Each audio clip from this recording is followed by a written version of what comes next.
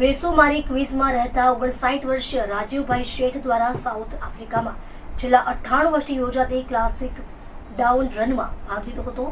આ દોડ Peter મેરિટ્સબર્ગથી Durban સુધી 90.284 કિલોમીટરની દોડ હતી. આ દોડ અંગે રાજીવભાઈએ પોતાના અનુભવ અંગે જણાવ્યું હતું કે આ દોડ લય, સહનશક્તિ અને અવિરત ગતિ માટે ઓળખાય છે. પીટર મેરિટ્સબર્ગ શહેરના સિટી હોલથી શરૂ થતી આ દોડ ડર્બનના કિંગ્સમેડ સ્ટેડિયમ ખાતે પૂરી થાય છે. આ વિખ્યાત માર્ગ તેના ઘાટ ઉતરતા ચઢાવ અને સમગ્ર માર્ગ પર મળતા ઉત્સાહી સમર્થન માટે ઓળખાય છે. આ વર્ષ સૌથી મુશ્કેલ લાગ્યું કારણ કે બીજા ભાગમાં હવામાનનો પલટો થતા મને ગતિ યોજના લક્ષ્યમાંથી 11-15 કલાકમાં બદલવી પડી. ધીરે ધીરે દોડ્યો જેથી અંતે મજબૂતીથી પૂરી કરી શકું. થાકેલા અને માથે કડાકાવી વગર અને આ નિર્ણય યોગ્ય સાબિત થયો કારણ કે ગરમી હોવા છતાં પણ મેં બીજા ભાગનો આનંદ પહેલાની સરખામણીએ એટલો જ લીધો. આ દોડ 11-21 કલાકમાં પૂરી કરી હતી. આમ રાજીવ શેઠ દોડમાં ભાગને સુરત આવ્યા ત્યારે તેમના પરિવાર અને સોસાયટીના લોકોએ ઢોલ નગારા સાથે સ્વાગત કરી તેમને ફુલહાર પહેરાવી તેમનું સ્વાગત કર્યું હતું.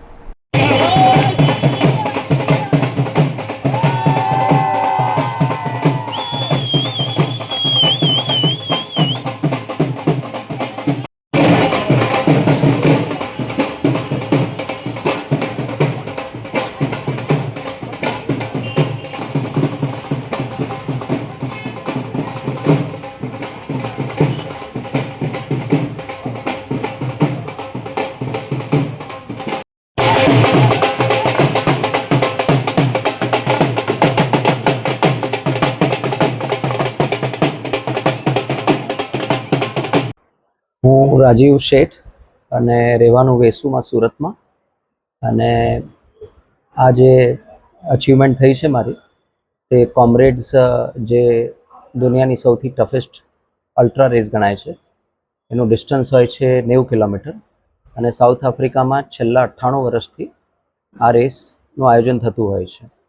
અને આ મારું જે છે તે 8મી વાર મેં ભાગ લીધો રેસમાં, જેમાં મને 6 મેડલ અત્યાર સુધી મળેલા છે.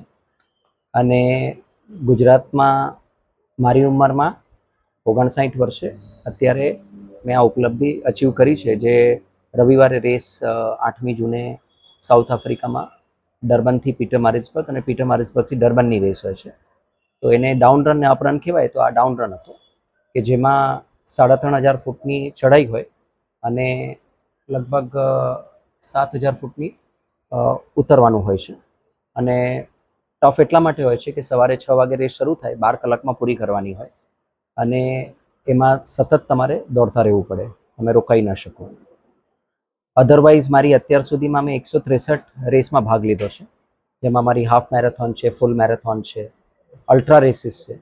અલ્ટ્રા રેસીસમાં ડૉક્ટર આશીષભાઈના સપોર્ટથી મેં 161 કિલોમીટર પણ હું ભાગેલો છું, જેમાં 2018માં અને 2019માં મેં રેસ સાપુતારાની હિલ્સ ઉપર આશીષભાઈના આયોજનની નીચે મેં પૂરી કરેલી છે. આ જે છે તે 90 કિલોમીટરની રેસ હોય છે અને 90 કિલોમીટર્સનું ક્રાઇટેરિયા એ હોય છે કે તમારે 12 કલાકમાં આ રેસ કોઈ પણ હિસાબે પૂરી કરવાની. 12 કલાક ક્યાં તો 12 કલાકની અંદર, જે મેં રવિવારે 11 કલાક 21 મિનિટમાં આ રેસ પૂરી કરી. 90.284નું ડિસ્ટન્સ હોય છે અને એ તમારે સતત દોડીને પૂરું કરવાનું હોય છે અને પહાડી ઉપર આ રેસીસ થતી હોય છે. સ્વાગતનો તો મેં એવી અપેક્ષા નહોતી રાખી કે તમે બધા મારે માટે આટલું બધી આગતા સ્વાગતા કરશો. અને આ બધા તમારા લોકોનો પ્રેમ અને જે પણ લાગણીઓ જોઈને મને વધારે આનંદ થયો કે મેં રેસમાં ભાગ લીધો, મેં પૂરી કરી, બહુ મહેનત કરી.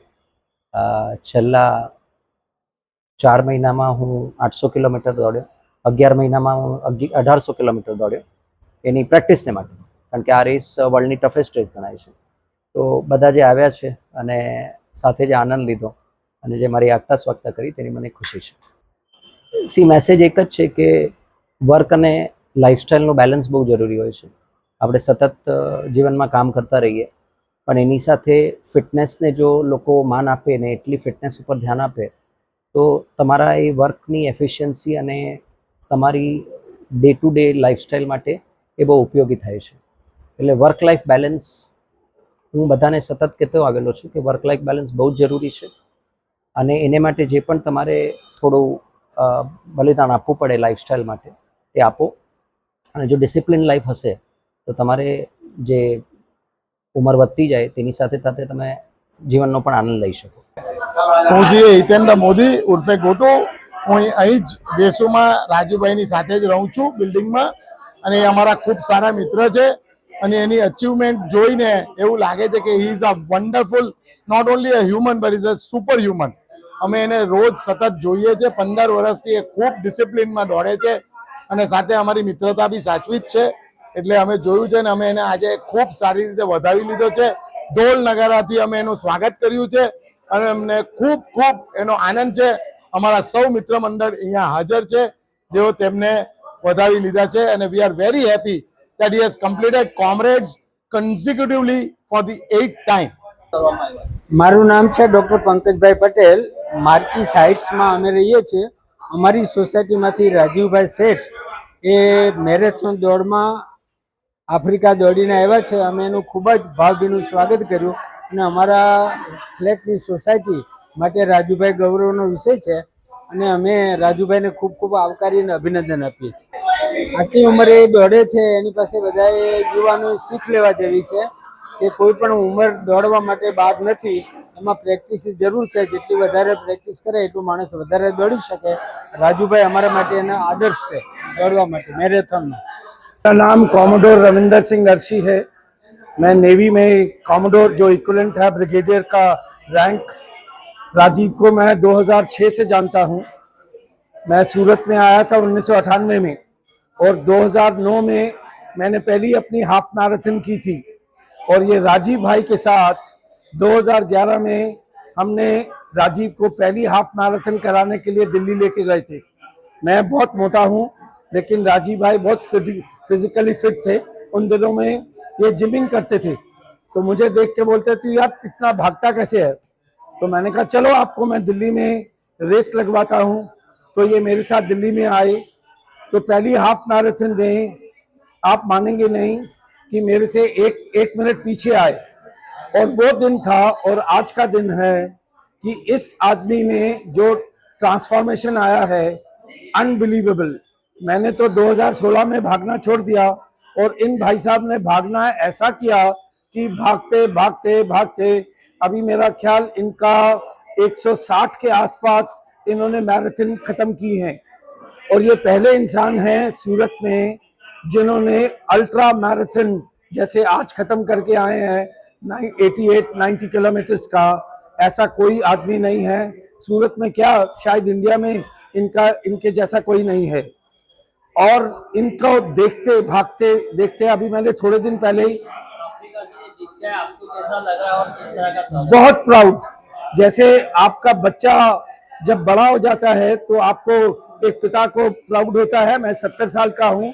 राजीव भाई मेरे से 10-15 साल छोटे हैं लेकिन मुझे मालूम है जब इन्होंने पहला रेस भागा था और उनके चेहरे पे थोड़ी सी मायूसी थी, लेकिन आज जब मैं इनको देखता हूँ तो मेरा सीना बहुत चौड़ा हो जाता है कि इस आदमी को मैंने भागने में इंट्रोड्यूस किया और ये मेरे खुशनसीबी है कि ऐसा टैलेंट इंडिया में पैदा है जो इंडिया के लिए पूरे देश में पूरे वर्ल्ड में एक नाम रोशन कर रहा है. और आप देखिए पीछे सारे उनके हमारे पड़ोसी उनके लिए शुभकामनाएं, कितना बड़ा सा स्वागत किया. ढोल धमाका, पूजा, हार, अभी खाना पीना. आई थिंक मुझे बहुत प्राउड फील होता है जब भी मैं राजीव को मिलता हूँ, जब भी मैं उसको देखता हूँ. God gives him a long healthy life और वो ऐसे ही देश का नाम रोशन करते रहे.